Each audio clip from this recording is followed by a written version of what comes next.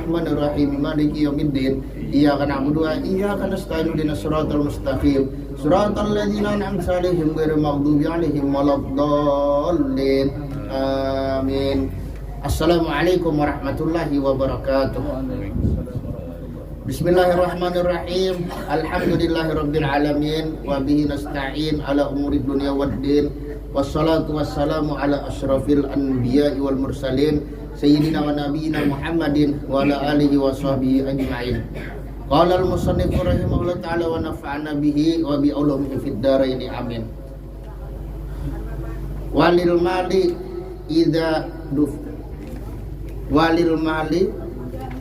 idza dufina ma'ahu. Dan karena harta benda apabila ditanam itu harta benda beserta mayit.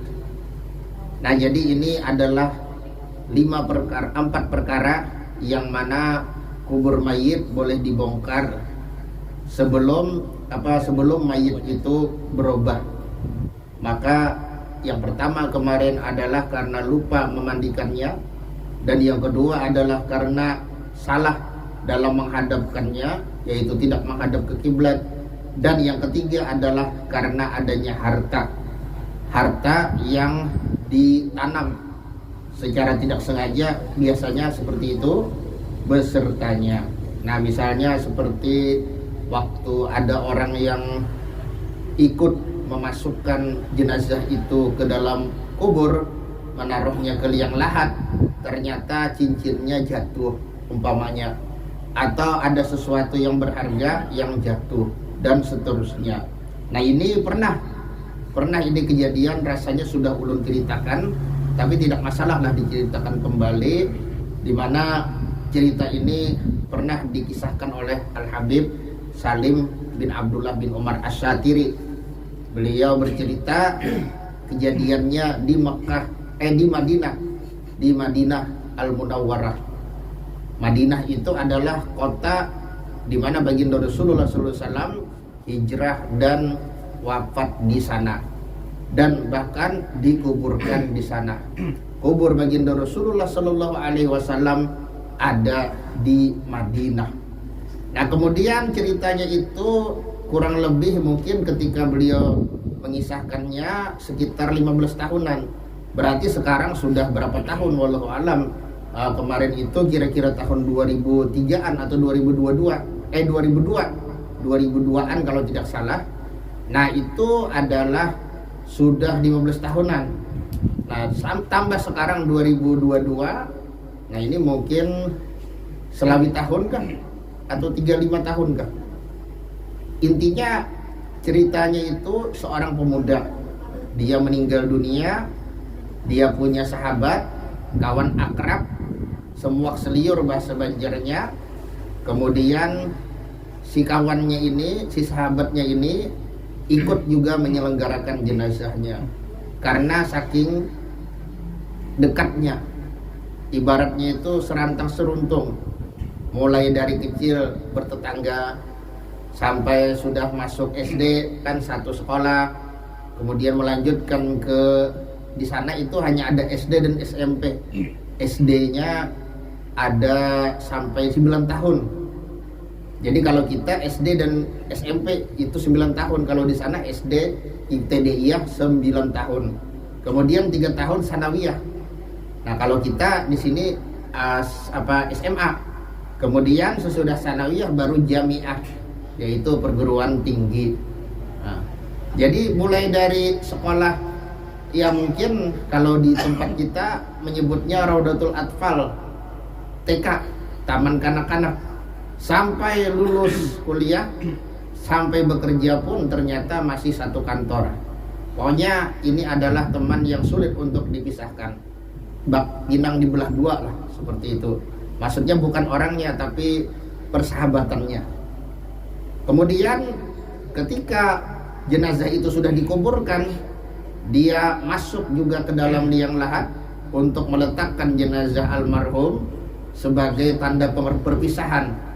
Nah, sehingga dia pun berkeinginan agar yang terakhir kalinya memegang daripada jasadnya yang terakhir kalinya, yaitu dengan ikut masuk ke dalam liang lahat untuk menaruhnya di dalam kubur. Kemudian sudah selesai itu prosesi penguburan, lalu jamaah bubar, lalu dia pun kembali ke rumah. Sampai ke rumah ternyata dia merasakan sesuatu yang berbeda. Dia sebelum pergi ke kuburan masih ingat di kantongnya, di sakunya ada mungkin semacam KTP atau kartu ATM atau kayak apalah, pokoknya kartu yang berharga. Nah kemudian dia pun curiga kalau tercecer di jalan. Dia keluar lagi dengan segera, ternyata tidak ketemu. Maka dia pun menyimpulkan kemungkinan besar itu kartu masuk ke dalam kubur ketika dia menundukkan badan dalam rangka menaruh jasad sahabatnya itu di dalam liang lahat. Dia pun berbicara kepada ibunya. Si ibu membolehkan, mengizinkan. Si ibu ini dia maksudnya kalau si ayah sudah meninggal, jadi hanya berdua dengan ibunya. Ayahnya sudah lama meninggal. Si ibu ini mengizinkan. Kemudian si sahabat karib ini pun datang ke pengurus pekuburan dan mereka pun mengizinkan. Bahkan mereka mengatakan bahwa siap untuk membantu proses pembongkaran kuburnya itu. Setelah kuburnya dibongkar, ternyata orang-orang yang hadir terkaget-kaget. Kenapa terkaget-kaget? Wajah mereka itu persis seperti orang yang melihat sesuatu yang menyeramkan. Raut wajah mereka seperti raut wajah orang-orang yang baru melihat pemandangan yang sangat menyeramkan, yang sangat menakutkan. Kemudian itu kubur ditutup kembali. Lalu si sahabat karib ini pun menangis di jalan. Dia pun menemui sang ibu, diceritakan kepada ibu almarhum, ternyata ibunya pun juga menangis. Ujar si sahabat karib ini bahwasanya yang ulun kenal si almarhum ini adalah seorang anak yang bakti kepada pian dan juga seorang yang bertetangga dengan baik, berkawan dengan baik. Hampir tidak pernah terdengar dia itu bertengkar atau bermusuhan dengan orang lain. Nah lalu apa jawaban daripada si ibu? Kata si ibu, memang betul anakku ini orangnya baik, bakti dan sebagainya dan seterusnya lah. Tapi ada satu hal yang aku sesalkan. Apa itu? Mulai dari balik sampai meninggal dunia, hampir-hampir aku tidak pernah melihatnya mengerjakan sholat 5 waktu. Naudzubillah min dzalik. Nah jadi itu hukuman bagi orang yang tidak sholat 5 waktu. Lalu pemandangan yang bagaimana yang mereka lihat? Ternyata mereka melihat ular yang sangat besar, yang kepalanya itu seperti kepala bayi, melilit-lilit di tubuhnya dan juga mematuk-matuk di kepalanya. Ya Allah, ini adalah merupakan peringatan kepada kita semua agar kita semua senantiasa menjaga sholat 5 waktu. Sholat 5 waktu ini sebenarnya hanya sebentar, dan sholat 5 waktu ini gratis, tidak bayar. Beda kalau pian masuk ke pal 4,5, ya kalau ini kededa nah Amang Udin. Nah cuma ulun ada tadi melihat stiker di WA, ternyata gambar Sidin ada sudah yang mengolahkan stikernya. Nah ada Pak Haji yang mengolahkan cakanya Sidin, ada ulun tampayakan kira-kira lucu tentang Sidin itu tahu ya kalau. Nah itu kan olahin. Kalau Sidinnya ada langsung aja nih ulun tampayakan ya Allah. Nah jadi gratis kalau masuk ke pal 4,5 ya kalau Pak Murjani ya kalau lah bayar kita. Berapakah bayarannya ulun kada paham juga, kada pernah juga kan betakon ya Allah lah. Alhamdulillah tuh artinya lewat aja, kalau singgah kada suah alhamdulillah. Nah betakon pun kada suah juga alhamdulillah. Mudah-mudahan ya Allah lah, artinya kita yang berada di sini, nah khususnya anak-anak kita, cucu-cucu kita, jangan termasuk daripada orang-orang yang suka berbuat maksiat kepada Allah Subhanahu wa taala. Amin ya rabbal alamin. Jadi kalau kita masuk ke pal 4,5 itu pasti bayar. Wallahu alam berapa bayarannya. Kalau kita sholat, ini sholat hanya sebentar. Sholat maghrib hanya 3 rakaat. sholat isya hanya 4 rakaat. Nah, gratis pulang. Ternyata banyak yang kada hakun. Padahal kada berbayaran. Dan waktunya setumat banar. Paling 5 menit. Kalau yang khusyuk mungkin 10 menitan ya kalau lah. Kalau yang sedang ya sekitar 5 sampai 7 menit. Kalau misalnya sholat isya hanya 3 menit. Nah, ini bubuhan Valentino Rossi ini, bubuhan pembalap. Apalagi misalnya sholat tarawih tapi lawas pang lagi nang sistem seperempat jam sudah tuntung. Bah, ini bubuhan Valentino Rossi bujur. Jadi intinya kita berusaha lah agar apa? Agar kita diselamatkan oleh Allah Subhanahu wa taala daripada siksa kubur. Nah, jadi di sini disebutkan sekalipun mayat itu katanya sudah berubah di dalam sarahnya ini lah. Arti sudah berubah, sudah berbau. Kalau memang betul di dalam itu ada hartanya yang tertimbun besertanya, maka boleh untuk dibongkar. Nah, intinya seperti itu. Atau misalnya barang rampasan bisa. Nah, barang rampasan apakah misalnya ya kalau lah bubur ke sana atau pakaian dan seterusnya. Nah, atau misalnya kalau dia apa namanya dikuburkan di tempat yang bukan milik dia atau di tempat yang bukan kuburan umum, jadi terpatak di tanah orang yang orang itu kada ridho atau terpakai kain kapan orang. Nah, yang kain kapan orang itu kada ridho ampunnya. Nah, itu bagaimana? Nah, maka itu mesti dibongkar sekalipun sudah berubah itu mayat. Jadi sekalipun sudah berubah, sudah berhari-hari misalnya, apalagi berbulan-bulan, itu tetap dibolehkan untuk membongkar, untuk dipindahkan itu mayit ke tempat yang halal untuknya dikuburkan. Baik itu tempat itu berupa tanah hak milik dia atau hak milik keluarganya, atau tanah pekuburan kaum muslimin, maksudnya yang diwakafkan, yang musabbal, yang memang sudah disumbangkan untuk seluruh kaum muslimin. Siapapun yang beragama Islam berhak untuk berkubur di sana. Jadi kalau terpatak di tempat orang dan orang itu kada setuju, nah sekalipun dikira-kira sudah berubah, maka tetap kita bongkar. Nah, kemudian kita taruh di tempat yang semestinya. Nah, intinya seperti itu.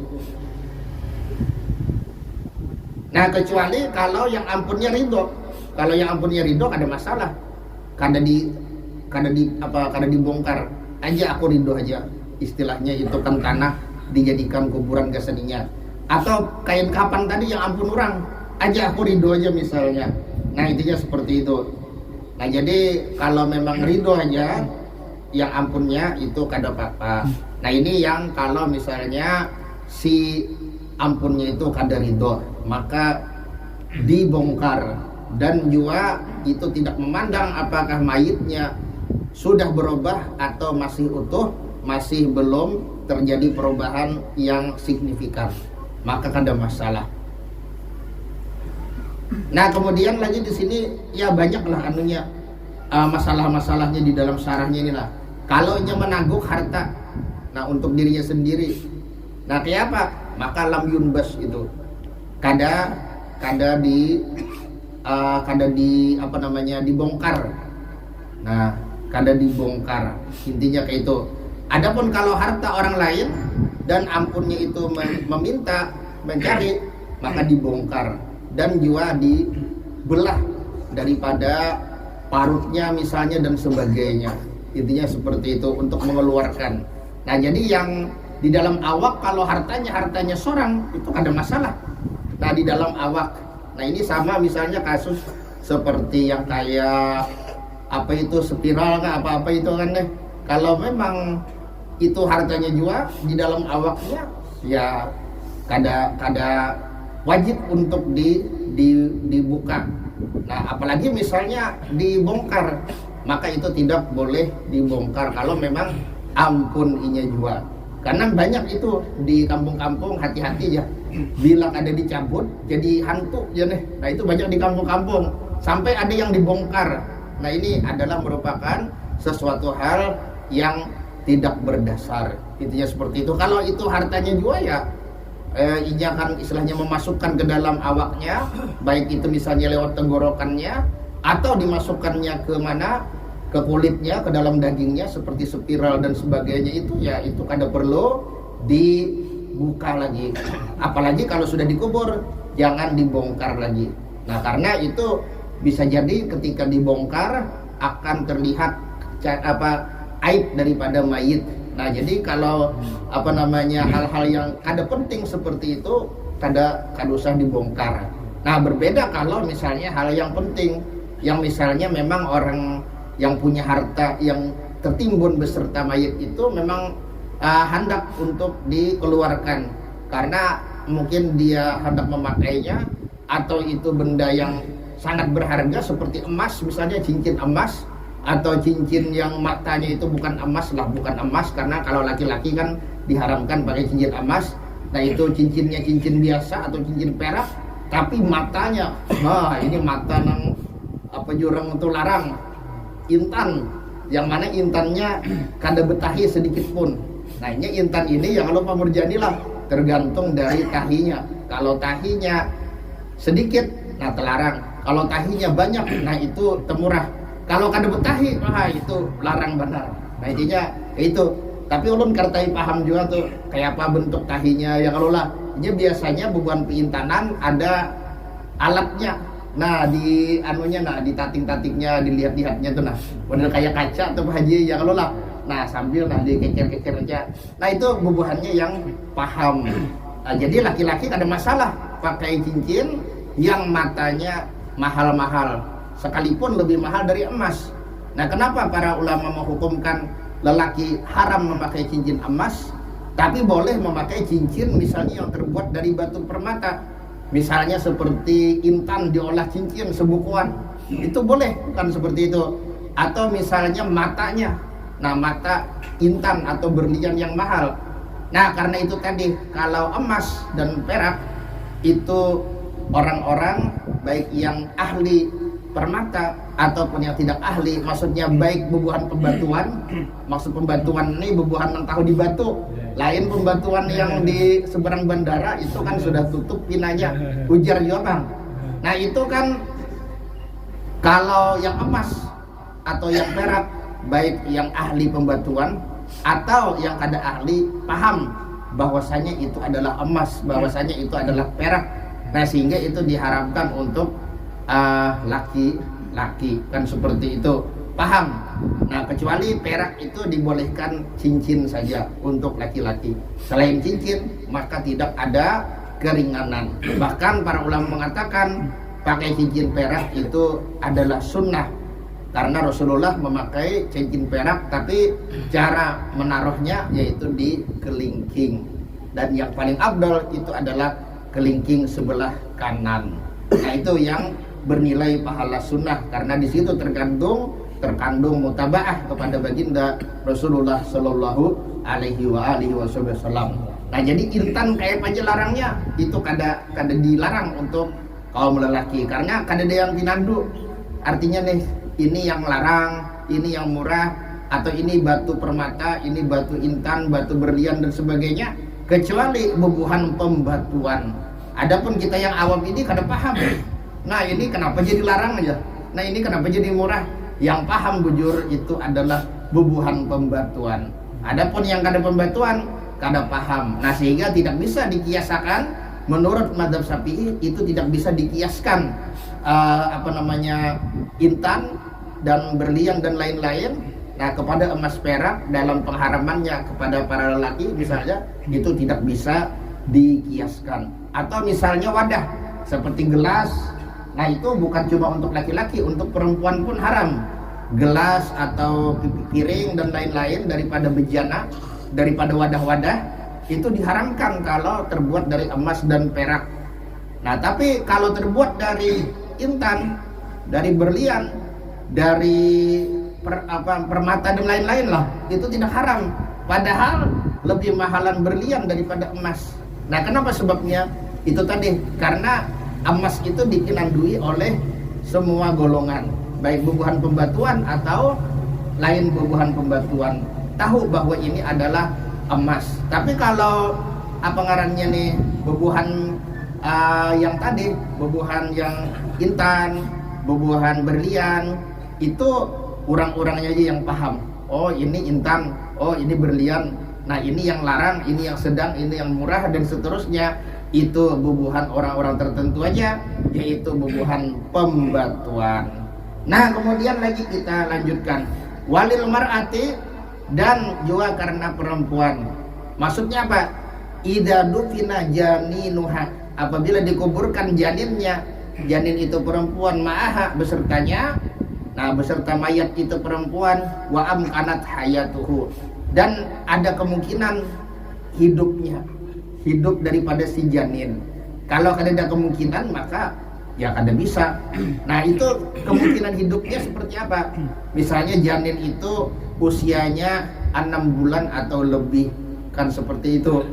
Nah kalau misalnya tidak ada harapan dia hidup, nah dengan apa namanya, dengan kabar daripada orang-orang yang ahli kandungan, nah maka itu tidak boleh dibelah perutnya. Nah jadi sebelum dikubur itu bagaimana? Misalnya si perempuan ini meninggal dunia dalam keadaan hamil, sebelum dikubur apakah boleh perutnya itu dibelah untuk mengeluarkan janinnya ataukah tidak? Nah maka itu tergantung daripada kabar ahli kandungan yang bisa dipercaya. Kalau misalnya para ahli kandungan mengatakan bahwa itu janin ada kemungkinan hidup, maka boleh dibongkar, boleh dibelah perut dari si ibu yang meninggal itu. Tapi kalau ahli kedokteran, ahli kebidanan, ahli kandungan mengatakan ini tidak ada harapan hidup dia, artinya dia ikut mati dengan ibunya, maka haram membelah atau membedah daripada perut si ibu yang meninggal itu. Nah jadi kurang lebih seperti itulah hukumnya. Nah jadi memang yang namanya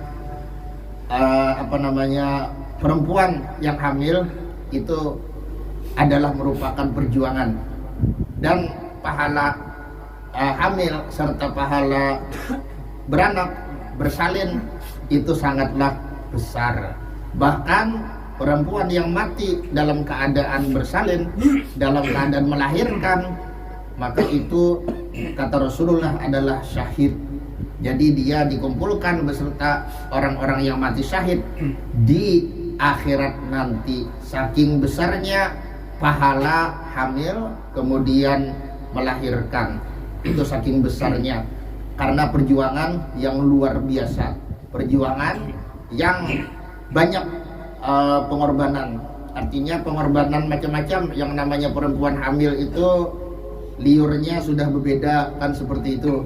Nah apalagi misalnya mengidam macam-macam.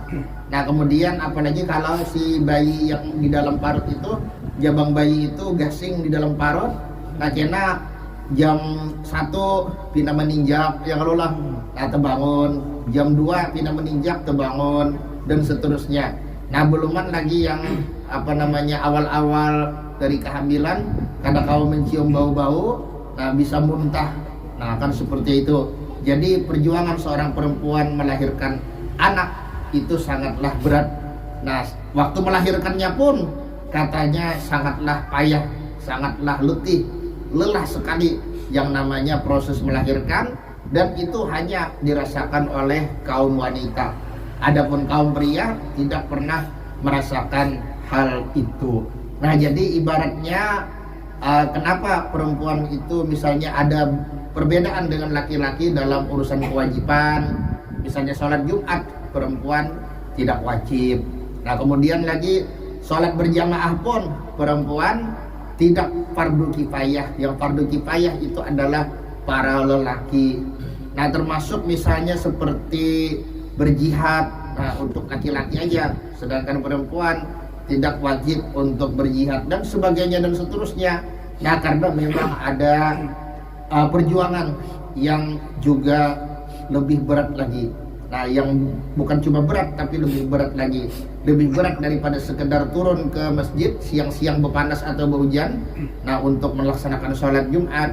atau melaksanakan sholat jamaah dan sebagainya, bahkan mungkin lebih berat daripada sekedar turun di medan perang untuk melawan musuh-musuh Allah Subhanahu wa ta'ala. Karena ini taruhannya juga nyawa. Kalau salah mahajan bisa-bisa innalillahi wa inna ilaihi rajiun. Nah, ini adakah dulu yang hendak ditakunakan? Kalau ada yang hendak ditakunakan, nah amun kededa nyaman ditarusakan ya Allah lah. Adakah kira-kira yang hendak ditakunakan?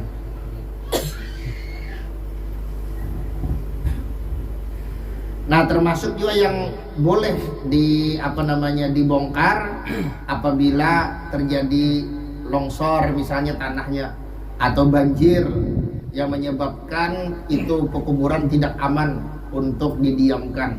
Jadi mesti dipindahkan mayit yang di dalamnya.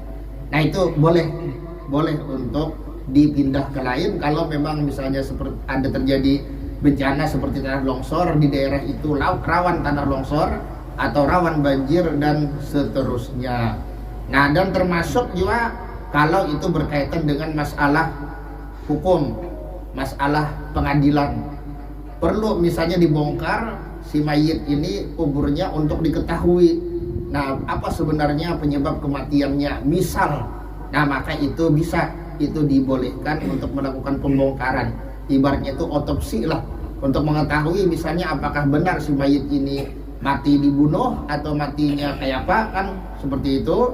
Nah, untuk menemukan kebenaran, nah itu juga termasuk daripada sesuatu yang menyebabkan si mayit ini kuburnya bisa dibongkar, intinya seperti itu. Ada kira-kira pertanyaan, silahkan kalau ada yang hendak dipertanyakan. Amun kededa nyaman ditarusakan. Adakah kira-kira? Adakah pertanyaan? Kalau ada pertanyaan, Pak Murjani, adakah pertanyaan Pak Murjani? Kededa dulu lah, jelas saja yang Allah. Nah, ini Abang Udin yang belum, yang kededa. Gigi, silakan.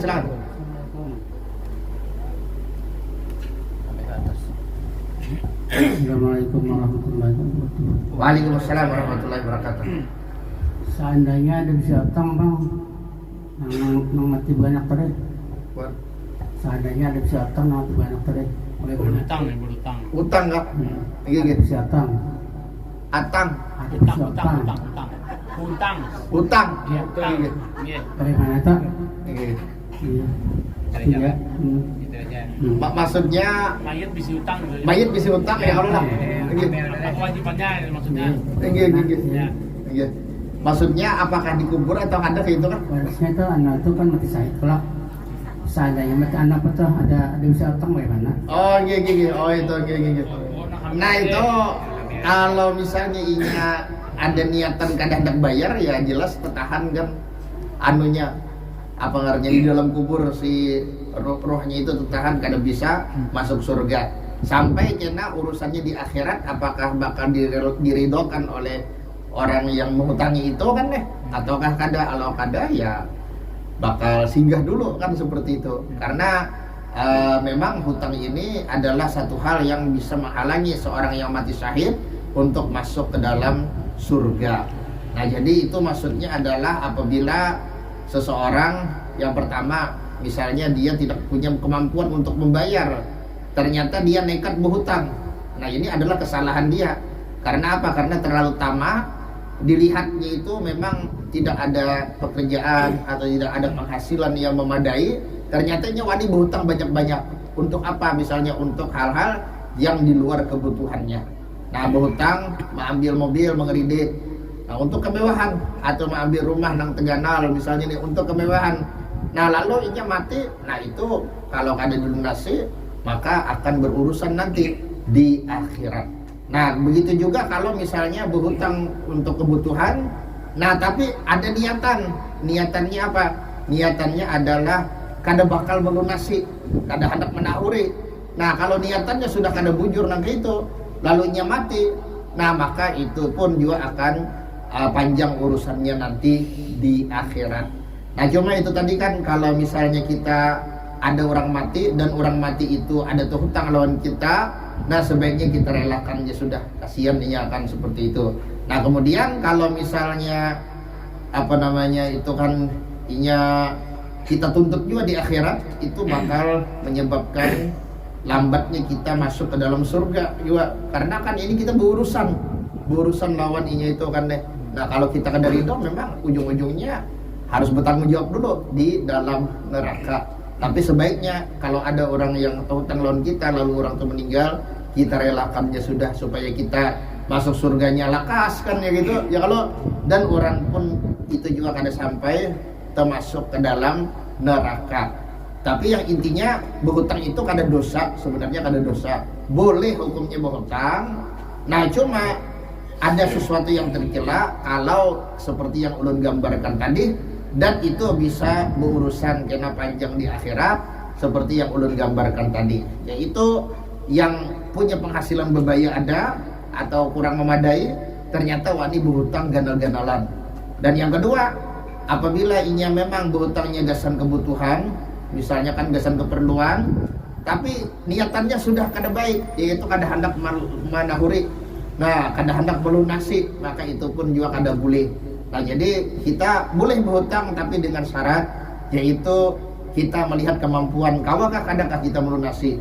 Dan yang kedua, kita punya niatan yang baik, yaitu kalau sudah ada duitnya kita melunasi. Nah intinya seperti itu. Nah mudah-mudahan Jepang kita akan termasuk dari orang-orang yang tertahan di akhirat, kan ruh kita tertahan di kubur, tertahan di akhirat lantaran apa? Lantaran kita ada niatan yang kada baik ketika kita berhutang. Dan kalau bisa kita kada pernah berhutang kalau bisa ya Allah lah. Karena ini Bang, kadang berhutang ini bukan cuma yang berhutang mau, yang berhutangi pun mau ya kalau lah menagihnya itu nah. Nah sampai-sampai ini ada jasa debit kolektor. Nah ibaratnya itu memang sebenarnya kada boleh Bang menagih hutang berpaksaan nanti itu kan menurut undang-undang nih. Kalau memang menempeleng dilaporkan ke polisi itu kena juga, karena ada undang-undang khusus yang melindungi kerja daripada debit kolektor itu kededa. Artinya bila debit kolektor mengambil paksa lalu misalnya terjadi penganiayaan, maka itu pun sebenarnya bisa dilaporkan ke polisi kan gitu kan.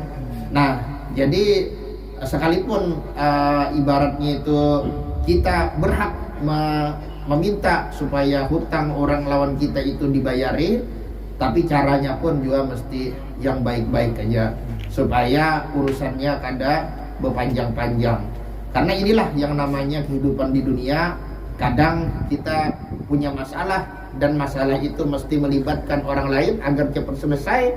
Tapi yang perlu kita ingat juga, kalau caranya dengan berhutang, maka kita harus punya keinginan dan niat yang jelas, yang kokoh, agar kita melunasinya di kemudian hari jika kita sudah memiliki uang, kan seperti itu. Adakah lagi kira-kira pertanyaan? Mungkin satu atau dua, silahkan. Adakah yang ditakunakan? Karena ini pina adzan nggak tuh pinanya? Nah kalau yang ada pertanyaan silahkan. Ini anu benar, sungsung benar ini ya kalau lah. Iya, setengah 8. Ini jam 19.22 Bang, semalam tuh jam 19.24 rasanya sudah adzan semalam tuh. Nah. Adakah lagi? Kalau ada yang mau takut silakan aja.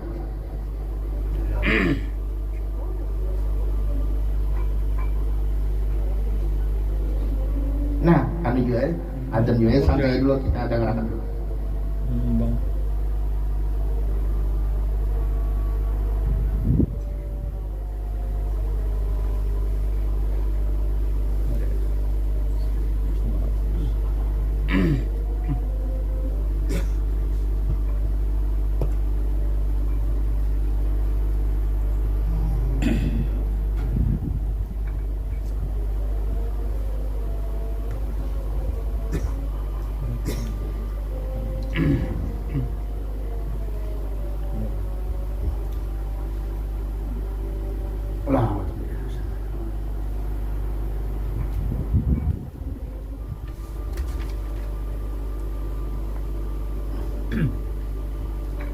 Nah, La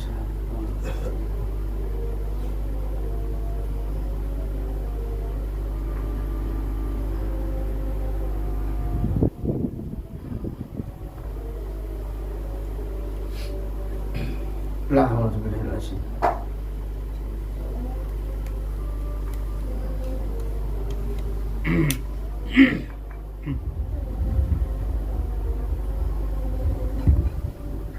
Allahu Akbar, Allahu Akbar.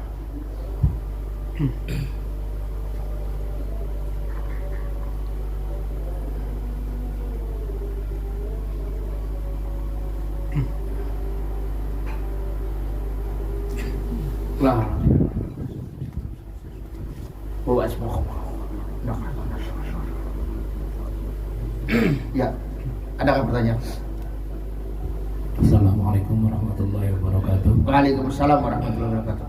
Jadi perihal hutang tadi itu guru kan si mayit kan meninggal nih. Jadi sebelum dikubur itu misalnya ada yang menjaminakan misalnya. Jadi kan ada yang menurut kisah Nabi itu yang sahabat ada menjaminkan sekalinya ketahuilah kayak sahabat ya itu disiksa masih gitu nah sebelum ikam membayari ingin lunasi itu. Nah itu apakah kisahnya tuh apakah si orang yang si mayitnya harus dilunasi sebelum menjadi kubur kah atau karena apa? Soalnya sudah kita jamin gitu. Nah gitu ya. Assalamualaikum warahmatullahi wabarakatuh. Waalaikumsalam warahmatullahi wabarakatuh. Nah ini masuk ke bab doman kan jaminan hutang. Nah jadi itu termasuk sesuatu yang mulia kan kalau kita hakun menjaminakan hutang kawan kan gitu nah.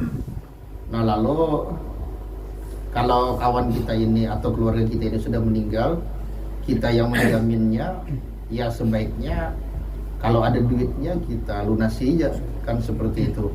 Adapun kalau misalnya kita menagih lawan keluarganya ya ada masalah juga kan, itu kan hanya untuk apa namanya kepastian bayar hutang yang namanya doman itu. Nah jadi ibaratnya kayak kita menalangi dulu. Nah itu. Adapun kalau kita sukarela, istilahnya kada minta bayar, ya kalau lah kada bermaksud menalangi, tapi memang menolongi. Nah itu lebih bagus lagi kan seperti itu. Nah jadi tergantung dari apa yang kita ucapkan lawan si orang yang mengutangi tadi. Ibaratnya kan nih kalau kita ada memberi janji, nah maka sebaiknya kita tepatilah janji itu. Artinya aku menjaminnya insya Allah dalam waktu setahun bisa lunas kan gitu nah. Maka sebaiknya kita usahakan supaya dalam setahun itu bisa lunas. Nah intinya supaya itu tadi, supaya kita punya keluarga atau punya kawan tenang di kubur sana kan seperti itu. Jadi itu guru pada ibaratnya kayak disiksa lah atau kayak apa gitu. Itu yang disiksa itu kan kalau memang inya kada niatan membayari.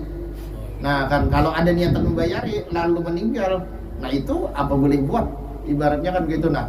Artinya al umuru bima qasidiha. Perkara-perkara itu tergantung dengan tujuan-tujuannya. Kalau nya berhutang tujuannya gasan supaya apa? Supaya kada melunasi lah kan gitu nah. Maka itu termasuk daripada tujuan yang akan membawa kepada dosa kan seperti itu. Tapi kalau misalnya memang inya bertujuan berhutang itu bukan untuk kada melunasi, tapi memang hendak melunasi juga karena inya perlu kan, ibaratnya kayak usahanya bangkrut. Nah itu mencari kesana kesini ternyata kada ada dapat juga orang yang menghutangi, apalagi yang memberi. Nah lalu kita merasa kasihan misalnya nih, lalu kita hutangi dan hatinya memang niatnya hendak bayar juga. Nah ternyata apa? Ternyata di tengah jalan dia meninggal dunia. Terdahulu malaikat Israel untuk mencabut nyawanya. Nah maka itu apa boleh buat? La yukallifullahu nafsan illa wus'aha. Makanya di dalam beberapa syarah hadis itu kalau tidak salah itu ada ulun membaca di Fathul Bari atau Umdatul Qari dan sebagainya, yang ditahan daripada masuk surga itu tadi yang memang niatnya dari awal kada hendak melunasi. Nah intinya kayak itu. Nah dia punya misalnya suatu keperluan lalu kada ada duit, lalu berhutang tapi dengan niat kada hendak melunasi. Nah itu yang akan ditahan di dalam kuburnya, tidak bisa masuk ke dalam taman surga kan seperti itu. Karena kan kubur itu satu taman daripada taman-taman surga untuk orang yang baik. Belum masuk surga tapi sudah ibaratnya diberikan semacam gambaran tentang surga, diberikan nikmat yang sekira-kira inya tuh merasakan daripada ibaratnya orang untuk ya aura-aura surga lah, kurang lebih seperti itu kan. Atau lubang kubur itu adalah satu liang daripada liang-liang neraka, di mana dia pun dirasakan aura daripada neraka itu. Artinya belum masuk neraka tapi dia sudah merasakan semacam kepanasan, merasakan ibaratnya itu bayangan-bayangan daripada siksa neraka, seperti misalnya teriakan dan seterusnya. Bagaimana suasana di dalam neraka nanti kan ibaratnya itu yang sangat menyeramkan, sangat menakutkan, sangat membikin mental ini menjadi jatuh, menjadi hancur kan seperti itu. Nah jadi mudah-mudahan aja kita kan termasuk daripada orang yang masuk ke dalam kubur, sedangkan kubur kita itu adalah salah satu taman daripada taman-taman surga. Amin ya rabbal alamin. Adakah lagi mungkin sebuting-buting? Nambahkan sedikit. Gigi. Assalamualaikum warahmatullahi wabarakatuh. Waalaikumsalam warahmatullahi wabarakatuh. Bagaimana Ustaz, ada kan orang yang mau utangin ya kan? Kadang-kadang artinya tuh mungkin banyak utangnya, apa kan kan? Kado redon sampai mati ya. Nah, kan sekarang gitu kadang-kadang. Nah itu bagaimana nasihat untuk beliau yang kalau meredokan itu yang lebih baiknya? Yang kayak apa? Supaya bagus gitu. Nah itu Pak Haji tergantung dari kondisi hati masing-masing kan. Kalau kita mungkin bisa aja memberi nasihat ya kalau lah. Karena kan Allah Ta'ala sendiri kan berfirman ke Nabi kita, Nabi Muhammad, innaka la tahdi man ahbabta walakinnallaha yahdi may yasha. Sesungguhnya engkau wahai kekasih ke Muhammad tidak bisa memberi hidayah kepada orang yang engkau sukai, tapi Allah lah yang akan memberi hidayah kepada orang yang dikehendaki. Nah jadi kita cuma bisa menasihati, memadahi ya Allah lah. Adapun masalah merubah daripada keadaan hatinya yang seperti itu, maka itu kita serahkan aja lawan Allah Ta'ala. Adapun pependernya ya mungkin kalau pian itu bisa memenderi ya Allah lah, bagusnya. Artinya kan harta ini sementara waktu aja juga kada sampai dibawa ke kubur. Ibarat seandainya kada dibawa kajun oleh orang itu kan tetap aja kada kalau dibawa ke kubur, tetap aja kan ibaratnya itu kan bakal jadi rebutan juga. Cuma itu bang tadi manusia macam-macam pola pikir ya gara-gara dibawa tajun oleh si anu timbul warisan gesan anakku berkurang aja. Nah kan gitu macam-macam pola pikir manusia kan padahal kalau dipikir-pikir dengan benar, dengan akal sehat, tentu kita akan menyadari bahwasanya harta benda ini sifatnya hanya sementara.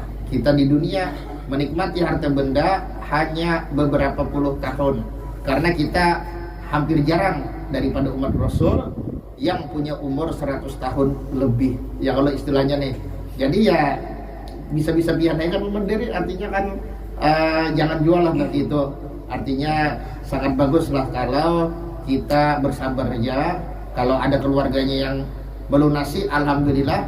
Kalau misalnya kada ada yang melunasi, ya mudah-mudahan ini kan ada kesadaran kesan melunasi. Maksudnya itu yang lebih baik itu apa namanya, nasihatnya diredokan terjakang gitu nah. Lebih baiknya gitu nah. Kada diredokan kada apa juga umpamanya. Nah itu kan ngalihnya lah. Kadang yang ampun hutang, yang menghutang ini perlu juga kan ya kalau. Nah ini pulang perlu misalnya mungkin usaha mundur. Nah lalu akhirnya kan hendak pulang memodal, sedangkan duitnya ibaratnya tepatak, kalau bahasa Martapuranya tepatak, gara-gara si Anang ini kan kada melunasi hutangnya. Karena masalah yang kada redo tadi aja guru maksudnya nang bidang sehat itu katanya. Enggak, kalau lebih baiknya kan umpamanya. Iya lebih baiknya tuh mudah-mudahan iya kau meridoi ya kalau. Kan aja gitu lah. Mudah-mudahan artinya mudah-mudahan kan kau meridoi. Kalaupun memang sangkal kan istilahnya nih, ya bersangkalan di dunia aja, mudah-mudahan jangan sampai bersangkalan lagi di akhirat. Karena di akhirat ini urusannya lebih panjang lagi. Ibaratnya tuh kan pian aman hendak lakas. masuk ke dalam surga, jangan tapi dipikirkan lagi orang-orang yang berhutang atau orang-orang yang membawa tajun duit pian, yang mematak duit pian. Amun hendak langsung masuk surga, ibaratnya itu anu aja sudah relakan aja, amunnya ada bayar. Bahasanya ujar Yusuf Mansur dinolkan. Nah, kan seperti itu. Nah, mungkin jelaskan Pak Haji lah. Nah, karena sudah Isya, ya kalau lah jadi ulun mohon diri, kalau misalnya ada salah dan khilaf ulun mohon maaf. Kita berdoa bersama, mudah-mudahan kita semua termasuk daripada hamba-hamba Allah Subhanahu wa taala yang meninggal dunia dalam keadaan husnul khatimah dan juga dalam keadaan mendapat ridho dan pengampunannya, dalam keadaan nanti kita akan dikuburkan di liang lahat dengan termasuk daripada kubur kita itu nikmat daripada hufrah daripada raudhah, daripada taman surga, dan juga mudah-mudahan Allah Subhanahu wa taala membangkitkan kita di padang mahsyar di bawah lindungan Allah Subhanahu wa taala, kita berlindung di bawahnya bersama baginda Rasulullah dan segenap hamba-hamba Allah yang dipilihnya, dan begitu juga mudah-mudahan kita bisa melewati daripada titian Shiratal Mustaqim dengan selamat, kita melewati daripada proses pengadilan akhirat dengan selamat sampai kita semua masuk ke dalam surga tanpa hisab atau dengan hisab yang mudah bersama baginda Rasulullah dan segenap orang-orang yang diridhai oleh Allah. Sekali lagi kalau ada salah dan khilaf ulun mohon maaf. Ala hadhihi niyah wa ala man wa bi salafun salih wa ala kulli yatim salihah wa ila hadratin nabi sallallahu alaihi wasallam. Al-Fatihah. A'udzu billahi minasyaitonir rajim. Bismillahirrahmanirrahim. Rabbil alamin arrahmanir rahim maliki yaumiddin. Iyyaka na'budu wa iyyaka nasta'in ihdinas siratal mustaqim. Siratal ladzina an'amta 'alaihim ghairil maghdubi 'alaihim waladdallin. Amin. Amin. Ya Allah, bismillahirrahmanirrahim. Alhamdulillahirabbil alamin wassalatu wassalamu ala asyrafil anbiya'i wal mursalin sayyidina wa nabiyyina Muhammadin wa ala alihi wa sahbihi ajma'in.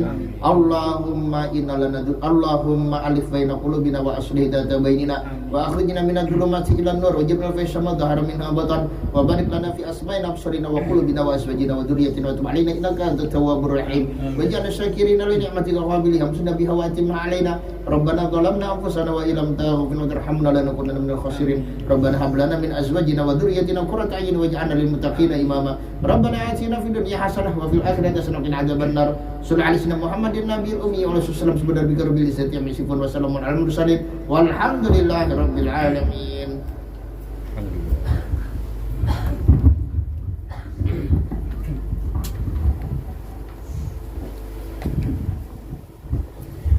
Allah